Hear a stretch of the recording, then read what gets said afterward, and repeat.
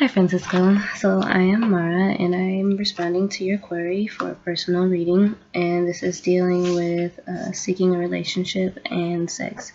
So what I'm going to do is break this down into two separate readings, so you'll get one video and then I will send you another video in order that this is not like 20 hours long. So, what I would like to explain to you before I begin a reading, this is not fortune telling, so I can't tell you who your lover is that you're going to meet or the type of lover that you're going to meet. But this is more so to focus on the qualities and traits that you have that may be preventing you or that are helping you attracting the type of lover you're looking for. Let's use this deck. So for this reading, I'm going to use what I like to call the emotions deck or the love deck. Simple, nothing fancy. These aren't tarot cards, they're just cards. They have words written on them, and these are just ways of connecting to our higher selves or our spirit world. So whatever your religious belief is or your spiritual lifestyle, it doesn't matter, because those entities or that part of your life, that energy in your life knows exactly what you need, and it's going to shine through here through these cards so that you have a tangible way of understanding the signs and the messages they want you to hear. So before I begin, I always say a prayer, but to save on time for this video, I have done that beforehand. So I'm just going to shuffle these cards, and first one I'm going to do for you is seeking a relationship. So I'm going to pull 7 cards, and I will explain to you what each card represents. So card number 1 is going to represent you now and your current state, how you are now.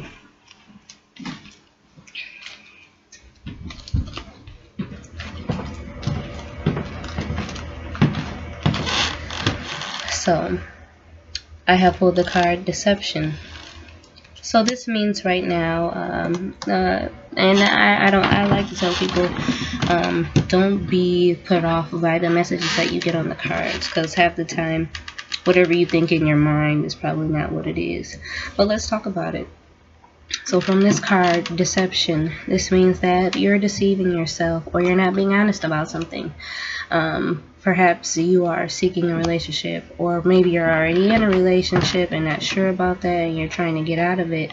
Whatever the case may be, this is how you are currently. You're not in a receptive mode. You are blocking whatever it is, whatever positive energy that you're seeking or that you're desiring. You're blocking it with this deceptive attitude, this deceptive nature you have. In order to seek love or to sustain a relationship, you have to be honest. So let's move on to card number 2. Card number 2 is going to represent your current thoughts on love and relationships.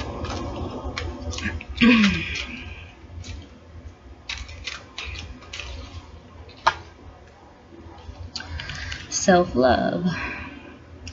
So your current thoughts, and this card came out upside down. So I just flipped it over so that you could read the word. Normally when the cards come out upside down, it normally means the opposite of what's on the card. So self-love in this term would mean that currently you're not in a loving or receptive mode with yourself. This leads us back to the Deception card. You want to cultivate a relationship, but you can't really do that if you don't like how you feel about yourself, or if you don't think that you're worthy of love or relationship. And if that's your attitude, then those are the relationships that you're going to keep cultivating and attracting your way. So if you find that you keep getting with deceptive people, or you find that you keep getting with people that are, as we like to say, on games or not on shit, well, these are the energies and attitude that you are projecting, and this is what you're attracting. So you need to focus on loving yourself more. Getting to know yourself and knowing your needs is the best way to design, or, not design is not the word. Getting to know what you need best helps you know what you want in another person, because you understand your needs, and then you begin to attract those people or those types of relationships. So let's go on to card number 3. What is your reason for seeking a relationship? family.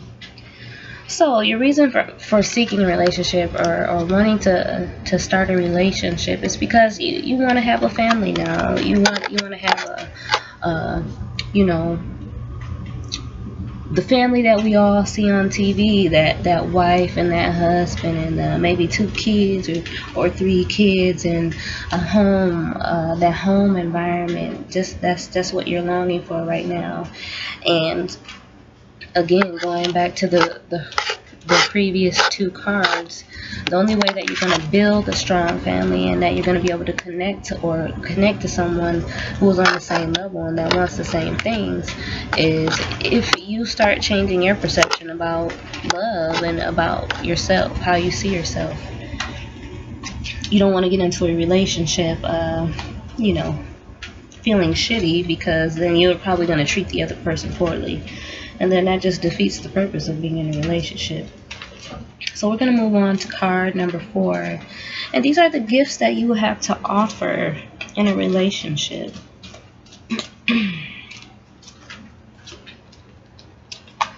So this is perception. The gifts that you have to offer. So perception is about a point of view, the way that you see something. This is a gift because it's seeming like even though you have this confusion or that you're not happy with yourself, but you still can be quite level-headed when it comes to dealing with things that are outside of yourself, which is a good skill to have, because you know, people perceive things differently. Being able to perceive things from every angle and view things from every angle is a gift, because it helps you communicate clearly in your relationships. But you need to take this gift that you have and that you can offer other people in relationships and cultivate it with yourself. Offer this gift to yourself. Look at yourself from every angle. What the things that you don't like about yourself or that you feel that you don't deserve. Why? And can you change it? Is it worth changing? Is it worth feeling like that? So let's move on. The baggage that needs to be released. So everybody has a little baggage from previous relationships or just from life in general that can prevent them from you know, cultivating a good relationship or finding a good relationship. So 2 cards just jumped out. Let's see. Okay, baggage that needs to be released. The first card is lust. The second card is solution. So baggage, when we think about lust, we think about going after the things that we want or desire. In this case, it's hard for you to be in a relationship because you wander. Your eyes, your mind wanders, and that's primarily because when you get into these relationships, they're not really relationships that you want to be in, because they're not based off of this. They're based off of this. These 2 things that we talked about, the self-love, which was inverted, and the deception. And that is because, you know, you look to pacify those things, those longings that you have. So instead of pacifying them and acting on lust and seeking out pleasure as a means to cope with feeling lonely or feeling unloved or unwanted or played, you need to focus on solution, finding a solution to that, and which is, we already talked about that. The solution is getting you together, finding out what it is that you really want, what you really need. So let's move on to the next card.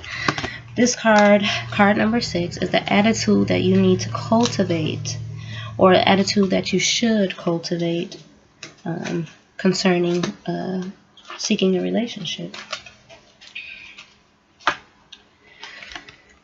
Make the effort. So this is the attitude that you have to have. Again, going back to, you know, like I just said, the lust factor, not liking yourself or not feeling worthy, or actually feeling just crappy because you keep finding these crappy people to be with, or getting into crappy relationships or situations and circumstances that are undesirable.